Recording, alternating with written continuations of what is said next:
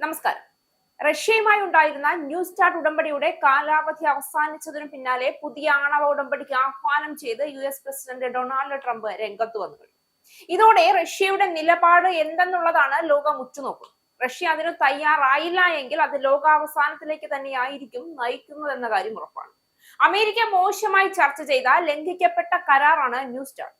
അതിനു പകരം പുതിയതും മെച്ചപ്പെട്ടതും ആധുനികവൽക്കരിച്ചതുമായ ഉടമ്പടിയിൽ ആണവ വിദഗ്ധർ പ്രവർത്തിക്കണമെന്നാണ് ട്രംപ് നിർദ്ദേശിച്ചിരിക്കുന്നത്. 2010 പ്രാഗിൽ US റഷ്യയും ഒപ്പുവെച്ച ന്യൂ സ്റ്റാർട്ട് കരാറിന്റെ കാലാവധി ബുധനാഴ്ച അർദ്ധരാത്രിയോടെയാണ് അവസാനിച്ചത്. കരാർ പുതുക്കിയില്ല എങ്കിൽ ഇരു രാജ്യങ്ങൾക്കും ആണവായുധങ്ങൾ സംഭരിക്കാൻ നിലവിലുള്ള നിയന്ത്രണങ്ങൾ ഇല്ലാതാകും. ഇത് ആയുധ മത്സരം വർദ്ധിപ്പിക്കുമെന്ന ആശങ്കകൾക്ക് കാരണമായിട്ടുണ്ട്. അതേസമയം ചൈനയെയും പുതിയ ആണവ ഉടമ്പടിയുടെ ഭാഗമാക്കാൻ ട്രംപ് ശ്രമിക്കുന്നുണ്ട് എന്നാണ് റിപ്പോർട്ട്. റഷ്യയെയും US-നെയും അപേക്ഷിച്ച് കുറവാണെങ്കിലും ചൈനയുടെ ആയുധ ശേഖരം വളർന്നുകൊണ്ടിരിക്കുന്ന സാഹചര്യത്തിലാണ് ട്രംപിന്റെ ഈ നീക്കം. എന്നാൽ ബീജിംഗ് പരസ്യമായി ആ സമ്മർദ്ദം നിരസിച്ചു കഴിഞ്ഞു. റഷ്യ അമേരിക്ക ആണവ നിയന്ത്രണ കരാർ അവസാനിച്ചതിന് പിന്നാലെ ഡൊണാൾഡ് ട്രംപ് പുതിയ ആണവ കരാർ എന്ന ആവശ്യം ഉന്നയിക്കുന്നത് ലോകം ആശ്വാസത്തോടെ കേൾക്കേണ്ട ഒരു വാക്കല്ല. അത് ഭീഷണിയുടെയും അനിശ്ചിതത്വത്തിന്റെയും രാഷ്ട്രീയമാണ്. വർഷങ്ങളായി വലിയ ദുരന്തങ്ങളെ തടഞ്ഞു നിർത്തിയ കരാർ സംവിധാനങ്ങൾ തകർന്നു കഴിഞ്ഞ സാഹചര്യത്തിൽ ഒരു വ്യക്തിയുടെ വാക്കുകളിലേക്ക് മാത്രം ആശ്രയിച്ച് അല്ലെങ്കിൽ വിശ്വസിച്ച് ആണവ സമാധാനം നിലനിൽക്കുമെന്ന വിശ്വാസം അപകടകരമാണ്. അതും റഷ്യക്കെതിരെ ട്രംപ് പ്രവർത്തിക്കുകയും മറ്റ് രാജ്യങ്ങൾക്ക്, ഇന്ത്യക്ക് ഉൾപ്പെടെ റഷ്യയുമായി സഹകരിക്കുന്നതിന്റെ പേരിൽ വലിയ താരിഫുകൾ ചുമത്തി ഭീഷണിപ്പെടുത്തിക്കൊണ്ടിരിക്കുന്ന സാഹചര്യത്തിൽ റഷ്യ ട്രംപിന്റെ വാക്കുകേട്ട് ആണവ കരാർ ട്രംപ് പറയുന്ന നിബന്ധനകൾക്ക് വിധേയമായി പുതുക്കുമോ എന്ന കാര്യം അതീവ ഗൗരവമുള്ള വിഷയമായി മാറിയിരിക്കുകയാണ്. ട്രംപിന്റെ രാഷ്ട്രീയ ചരിത്രം പരിശോധിച്ചാൽ ഈ ആവശ്യം സമാധാനത്തിനായി മാത്രം ഉയർന്നതല്ല, മറിച്ച് സംഘർഷങ്ങളെ രാഷ്ട്രീയ ലാഭത്തിനായി ഉപയോഗിക്കുന്ന തന്ത്രത്തിന്റെ ഭാഗം കൂടിയാണ് എന്ന് വ്യക്തമാണ്. ആണവ നിയന്ത്രണ കരാറുകൾ മനുഷ്യരാശിയുടെ ജീവൻ രക്ഷിച്ച രേഖകളാണ്. ആയുധങ്ങളുടെ എണ്ണം, വിന്യാസം, പരിശോധന എന്നിവയിൽ വ്യക്തമായ നിയന്ത്രണങ്ങൾ ഇല്ല എങ്കിൽ സംശയവും അവിശ്വാസവും പോലും വേഗത്തിൽ ആയുധ മത്സരത്തിലേക്ക് വഴിമാറും.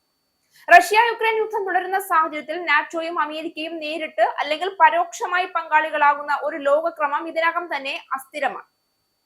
ഈ സാഹചര്യത്തിൽ കരാർ അവസാനിച്ചതോടെ ആണവായുധങ്ങൾ വീണ്ടും രാഷ്ട്രീയ സമ്മർദ്ദത്തിന്റെ ഉപകരണമായി മാറാനുള്ള സാധ്യത വർദ്ധിക്കുന്നു. ട്രംപ് ഇതിനെ തടയാനുള്ള നേതാവല്ല, മറിച്ച് തീയിൽ എണ്ണ ഒഴിക്കുന്ന ഒരാൾ കൂടിയാണ് എന്നതാണ് മറ്റൊരു ഭയപ്പെടുത്തുന്ന യാഥാർത്ഥ്യം. ട്രംപ് ഭരണകാലത്ത് അന്താരാഷ്ട്ര കരാറുകളെ അദ്ദേഹം എങ്ങനെ കൈകാര്യം ചെയ്തു എന്നത് ലോകം കണ്ടതാണ്. കാലാവസ്ഥാ കരാറുകൾ മുതൽ വ്യാപാര ഉടമ്പടികൾ വരെ അമേരിക്ക ആദ്യമെന്ന മുദ്രാവാക്യത്തിന്റെ പേരിൽ അദ്ദേഹം കൂട്ടായ ഉത്തരവാദിത്വങ്ങളെ അവഗണിച്ചു. പല കരാറുകളും മറ്റു രാജ്യങ്ങൾക്കുമേൽ അടിച്ചേൽപ്പിച്ചുകൊണ്ട് അമേരിക്ക അതിൽ നിന്ന് തന്ത്രപൂർവ്വം പിന്മാറി നിന്നു. ആണവ വിഷയത്തിലും അതേ സമീപനമാണ് പ്രകടമായത്. കരാർ സംവിധാനങ്ങളെ ദുർബലപ്പെടുത്തുകയും അതിന്റെ കുറ്റം എതിരാളികളുടെ മേൽ ചുമത്തുകയും ചെയ്യുന്ന രീതിയാണ് അദ്ദേഹത്തിന്റെ രാഷ്ട്രീയ ശൈലി. ഇപ്പോൾ പുതിയ കരാർ എന്ന പേരിൽ ഉയരുന്ന വാക്കുകൾ യഥാർത്ഥത്തിൽ ആണവ ഭീഷണിയെ കൂടുതൽ സാധൂകരിക്കുന്ന ഒരു പ്രചരണമാണ് എന്ന സംശയവും, ഒപ്പം ആണവ കരാർ പുതുക്കിയില്ല എങ്കിൽ ഉണ്ടായേക്കാവുന്ന ഭീകര യാഥാർത്ഥ്യങ്ങളും ലോകത്തെ പിടിച്ചുലയ്ക്കുകയാണ്.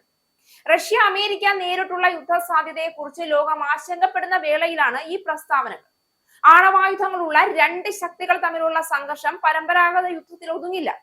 ചെറിയ തെറ്റിദ്ധാരണ പോലും ലോകത്തെ നാശത്തിന്റെ വക്കിലേക്ക് തള്ളിവിടാൻ കഴിയും.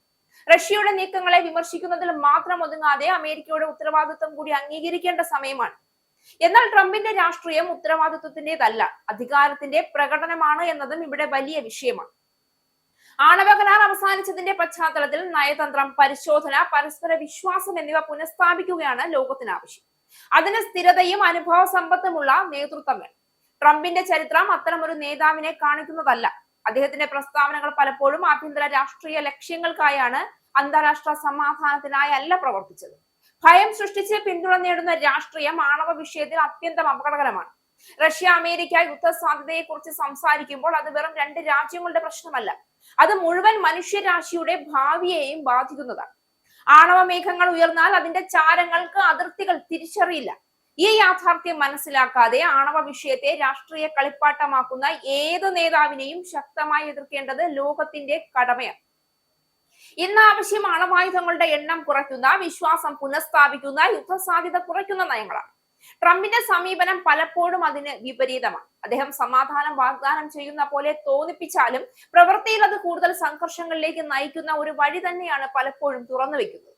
അതിനാൽ റഷ്യ അമേരിക്ക യുദ്ധസാധ്യത ഉയരുന്ന ഈ കാലഘട്ടത്തിൽ, യുദ്ധത്തിന്റെ മുറവിളി പല ലോക രാഷ്ട്രങ്ങൾക്കുമിടയിൽ കൊടുമ്പിരി കൊള്ളുന്ന കാലഘട്ടത്തിൽ ആണവായുധം കുമിഞ്ഞുകൂടുന്നത് ലോകം നേരിടാൻ പോകുന്ന ഏറ്റവും വലിയ ഭീഷണിയായി മാറുമെന്ന കാര്യം ഉറപ്പാണ്.